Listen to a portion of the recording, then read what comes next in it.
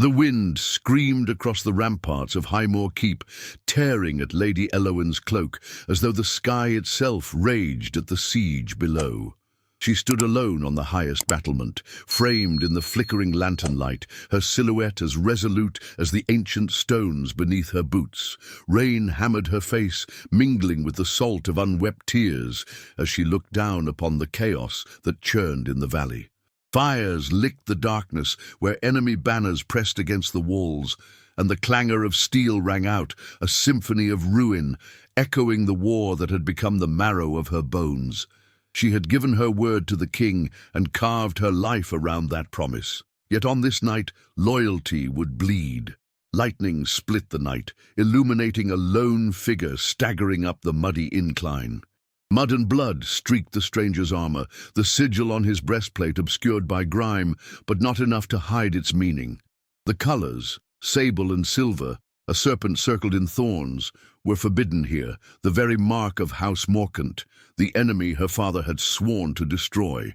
The guards at the gate hesitated, fear and duty warring in their eyes. Elowen's command cut through the storm, sharper than any blade. "Bring the stranger within," she ordered.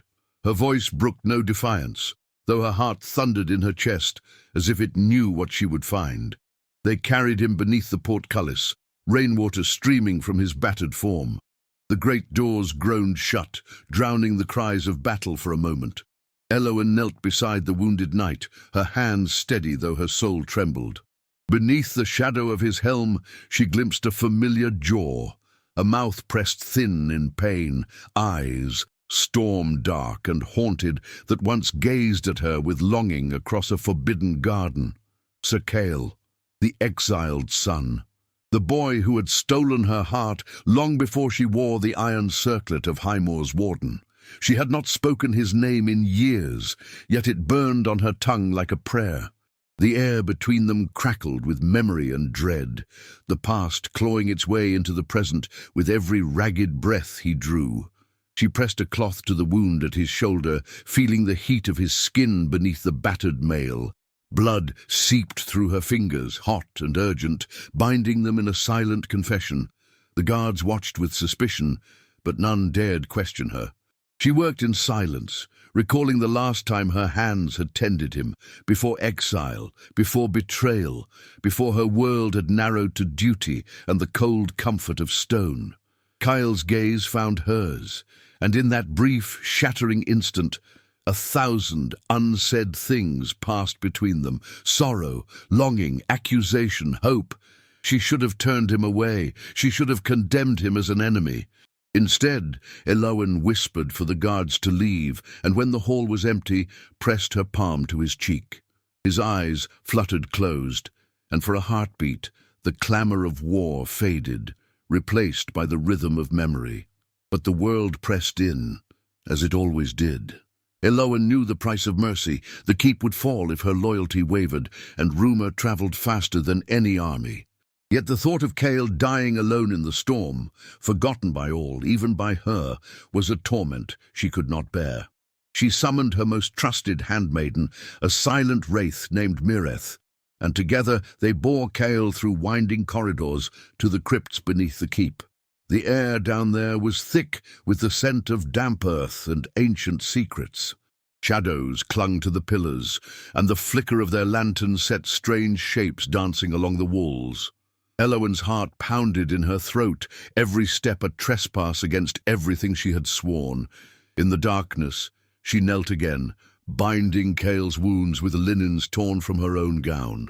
Her fingers trembled only when she brushed his hair from his brow, a gesture too tender for the grave. Kyle's voice, ragged and low, spoke her name. A plea, a benediction, a curse. She hushed him, pressing a finger to his lips, begging him to save his strength. The silence between them hummed with things unfinished. Every breath drawn in that crypt was a thread in a tapestry of heartbreak. The promise she made to him in youth, shattered by her father's blade, the last letter she never sent, the memory of a kiss stolen beneath the yew tree when the world was still whole. Outside, thunder rolled, and the stones above their heads trembled with the force of the siege. The keep was not merely besieged by armies, but by fate itself. Elowen's mind raced with the impossibility of her position. If she saved Kale, she doomed herself and her house. If she let him die, her soul would wither, another casualty of this endless war. She sat beside him through the night, watching the rise and fall of his chest, listening to the distant cries of men and the closer, quieter sound of his breath. In that darkness, she remembered every gentle word he had ever spoken, every stolen touch in the gardens, every vow made and broken. As dawn crept through the cracks in the stone, painting the crypt in pale gold, Elowen finally allowed herself to weep. She pressed her forehead to Kyle's and whispered a prayer for forgiveness to the gods, to her father, to the boy she once loved and the man he had become. She did not know what would come next. All she knew was that she could not let him go, not yet, not while hope still lingered in the hush between heartbeats. Above them, the keep braced for another day of battle. Below, in the cold embrace of the crypt, a love thought lost, flickered back to life, fragile as a candle in the wind.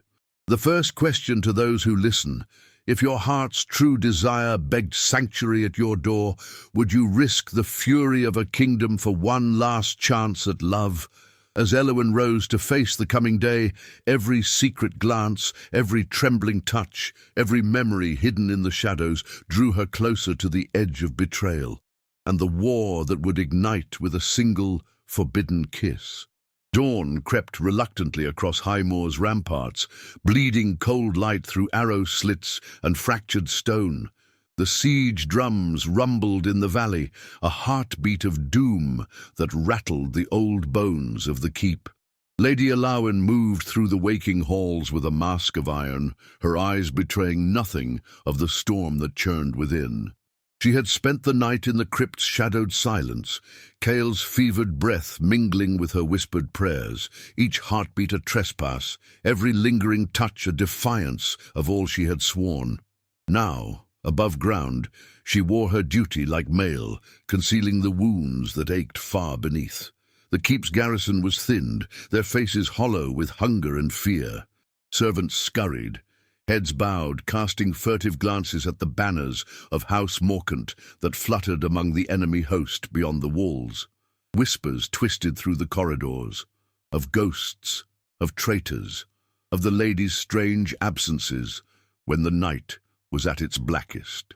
Elowen let them talk.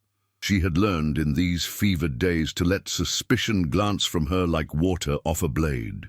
But every lie she spun for Kale's sake seared her tongue, every forged smile stretched thinner than the frost that rimed the battlements. In the hush before the day's council, she slipped down the winding stair to the crypt again, the cold biting through her gown, the stone echoing with ancient grief. She found Kale dozing in a nest of old tapestries, his skin pallid, sweat beading on his brow. Yet when his eyes met hers, the years fell away, and she saw not the enemy knight, but the boy who had once carved her name into the bark of the yew behind the stables. He greeted her with a rasp of gratitude, words heavy with pain, but warmer than any fire. She pressed cool linen to his wound, her hands trembling, and for a moment the world shrank to the space between them. Kale spoke then of his journey, the purpose that had flung him across war-torn fields and into the maw of Highmoor's siege. He had come not to conquer, but to end the blood feud. He bore a message, an offer of truce, one last chance at peace between their houses. But the envoy had been betrayed, the king's own men turning on him, leaving Kyle hunted by friend and foe alike. He had crawled to Elowen's gates not as a conqueror, but as a supplicant, bearing nothing but a battered sigil and the memory of a promise made beneath a summer moon. Elowen listened with her heart clenched in agony.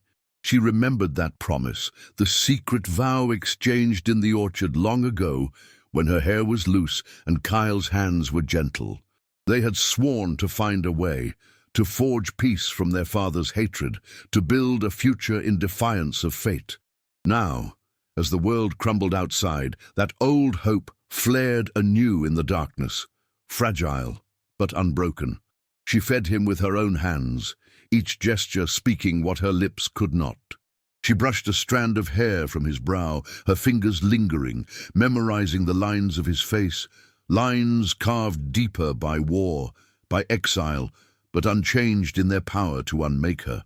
When she rose to go, Kyle caught her wrist, his grip weak but pleading. He begged her not to forget. Whatever came, whatever cost demanded, the truth of their hearts would outlast the world's cruelty. Duty clawed at Elowen as she returned to the council chamber. Lord Rowan awaited her, his presence a blade she could not escape. He was tall and proud, a scion of the king's bloodline, pledged to wed Elowen and bind Highmore forever to the crown. His eyes followed her with the cold suspicion of a man denied affection but granted power. He spoke of loyalty, of the need for sacrifice, of the king's trust placed squarely upon Elowen's shoulders. There was no warmth in his words, only the weight of expectation. She answered as she must, her voice steady, her heart screaming. The king's messenger arrived before noon, bearing the royal seal and an unspoken threat. The king demanded proof of loyalty. Rowan's spies whispered of unrest, of hidden traitors within the keep. The messenger's gaze lingered on Elowen, searching for cracks in her composure. She felt the walls closing in, each lie a stone added to the tomb she built around herself and Kale. That night, thunder shattered the sky, and the wind howled through broken windows. Elowen returned to the crypt, her resolve fraying. Kale's fever had worsened, his breath ragged, his eyes luminous with pain and longing. She knelt beside him, her defenses in ruins, and confessed her terror. The fear of losing him again, the dread of betraying all she had ever pledged. Kale listened, his hand finding hers in the dark, and he spoke of regret. He had left her once, for duty, for honor, for peace. He would not ask her to choose now, but he would die before letting her fall alone. Their faces hovered close in the gloom, their words winding together like roots beneath the earth. They remembered the taste of summer apples, the secret language of childhood glances, the wild hope of youth before oaths were shackles. Elowen pressed her forehead to his, and in that silence something unspoken passed between them, a vow older than war, deeper than blood. Above their heads, feet thundered along the flagstones. Servants murmured of her absences. Lord Rowan's gaze grew sharper with each passing day. The siege constricted, supplies dwindled, and the world pressed in with all its merciless expectation. Still, Elowen clung to her secret, sheltering Kale with every breath she dared to steal from duty. Days blurred into nights, the boundaries between hope and despair dissolving. Elowen found herself searching for Kale's face in every shadow, his memory haunting her steps. A brush of his fingers against hers as she passed him water became a lifeline. The whispered sound of his voice in the dark became a balm. Yet each moment together was balanced on the edge of ruin. The keep's fate teetered with every decision she made. One evening, as dusk bled red across the sky, Elowen stood upon the ramparts, gazing down at the enemy's fires. Lord Rowan joined her, his expression unreadable. He pressed her to set a date for their union, to become his bride before the next moon waned. His touch upon her arm was possessive, cold, a reminder that her life was not her own. She agreed, her voice hollow, her gaze drifting to the crypt's hidden door far below. That night, Elowen returned to Kale, her resolve fracturing. She told him of her betrothal, of the cage closing around her. He listened, anguish carved into his features, and for a moment the old pride fell away. He spoke of what might have been, of the world they once dreamed, a world where peace was possible, where love was not a weapon, but a shield. He pressed his lips to her knuckles, and in that touch, years of longing and loss found their home. The walls of Highmore shuddered with distant thunder, and the world seemed to pause, breathless, on the brink of disaster. Elowen and Kyle clung to each other in the darkness, their love a fragile rebellion against the cruelty of fate. Each heartbeat was a stolen victory, each sigh a promise that the world could not erase. But outside, the noose tightened. Rowan's suspicions sharpening, the king's demands growing ever more insistent. The keep was a crucible, and Elowen's heart the flame within it. The second question to those who listen: when every oath is torn and every promise weighs like a chain, is love a salvation or the curse that will break you? As the storm gathered, Elowen and Kyle faced the coming night with only their memories and the fragile hope that one final touch might yet change the fate of kingdoms. Night pressed in on Highmore Keep like a shroud, the world outside swallowed by tempest and ruin. Within the battered stone walls, Elowen's footsteps echoed through corridors lit only by the guttering flame of her lantern. Each flicker caught on the ancient banners, now torn and stained with smoke, casting monstrous shadows that danced along the walls, as if the ghosts of the keep's past rose to watch the night's final reckoning. Below her, the clamour of battle had faded to a tense hush, but another war raged, fierce and silent in the marrow of her bones. The warning came not with trumpet or bell, but in the quiet thud of boots upon wet flagstones, a hurried rhythm, relentless and accusing. Elowen froze in the stairwell, her heart hammering against her ribs as Lord Rowan emerged from the gloom, his eyes ablaze with betrayal. In his hand gleamed the king's signet, a token of trust now twisted by suspicion. He demanded the truth with every line of his face, and with a voice sharpened by loss, declared her an oath-breaker. The words struck her like a blade, yet she met his gaze unflinching, the last remnants of her old life crumbling away. He pressed her, cornered her with questions meant to wound, yet Elowen answered only with silence. In that breathless moment the world seemed to narrow until only three hearts beat within its confines: hers, Rowan's, and the one she'd hidden beneath the keep's ancient stones. Rowan's fury grew cold and precise, a sword honed by jealousy and fear. He vowed to root out the traitor no matter the cost. Before he could summon his men, Elowen turned and fled, the weight of her secret urging her faster than the wind itself.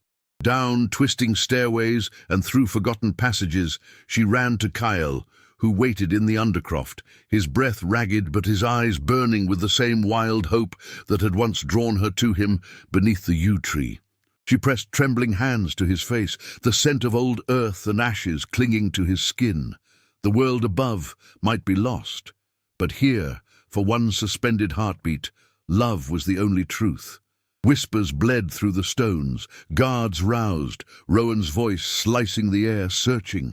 The keep had become a labyrinth of peril.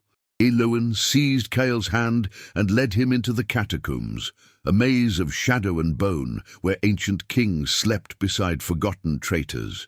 Their torch sputtered as they pressed deeper, the air thick with dust and memory. Each step was a prayer, every corner a promise that soon dawn would break free. But fate, as ever, cared little for prayers. The clash of steel rang out behind them, Rowan and his men, relentless in pursuit. The tunnels became a crucible, the walls pressing in, as if the keep itself wished to bear witness to the end of all things. Rowan's voice echoed, cold and resolute, promising justice for treachery and blood for betrayal. In the heart of the earth, where the stones wept with the memory of old wars, Elowen and Kyle came to a halt before a sealed tomb, the path forward barred by centuries of dust and regret. Rowan stood at the mouth of the passage, torch in hand, his sword drawn and hatred burning in his gaze. He condemned Elowen, called her a fool for risking everything for a love that could never survive the dawn. The words stung, but she found no regret in her heart, only a fierce, trembling pride. Kyle stepped before her, his body a shield, though his strength waned with every breath. Rowan advanced, and steel met steel in the half-light, sparks flying as old wounds were laid bare. Elowen watched, her soul torn between the man she had promised to wed and the one her heart had never released. The clash was short and brutal, the air thick with the scent of blood and the sound of breaking dreams. Rowan drove Kyle to his knees with a cruel twist, but before he could strike the killing blow, Elowen intervened. Her blade flashed, guided by a will forged in agony and longing, and Rowan fell. His fury spent, his ambitions shattered. Silence descended, heavy and absolute, broken only by Kyle's laboured breaths and the distant rumble of thunder above. She knelt beside him, hands stained crimson, her tears mingling with the dirt and blood. The keep trembled with the weight of its own undoing, fire licking at the edges of the world as dawn threatened beyond the ruined stones. Kyle's eyes held hers, fierce and unbroken, though his body failed him. With the last of his strength, he pressed his lips to her brow, a kiss that burned deeper than any wound, sealing the vow they had once made under kinder skies. Elowen whispered the words she had carried in silence for years, a promise remade in blood and sorrow. She would not turn away, would not let him vanish into legend without knowing he had been loved beyond reason or fear. As the sun crested the horizon, painting the world in gold and ruin, Kyle slipped from her grasp, his hand entwined with hers until the very end. The keep smouldered behind her, its banners fallen, its stones forever marked by the night's betrayal. The people would mourn, the king would rage, and songs of the Oathbreaker would wind through the hills for generations.